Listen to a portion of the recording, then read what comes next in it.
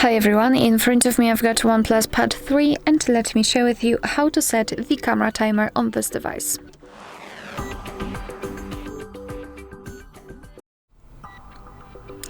So let's begin with opening the camera app.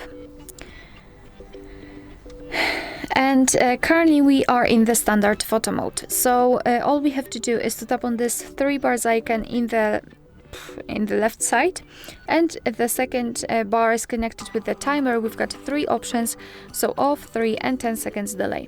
Let me choose 10 seconds delay. It is immediately highlighted and it is also visible inside the shutter button. So now let's simply tap on it, and now your device will count down from 10 or 3 depending on which option you've chosen, and after that time it will take a photo. Alright, and of course you can turn off the timer. Just tap on the 3 bars icon and tap on off, and from now on your device will take photos right after touching the shutter button.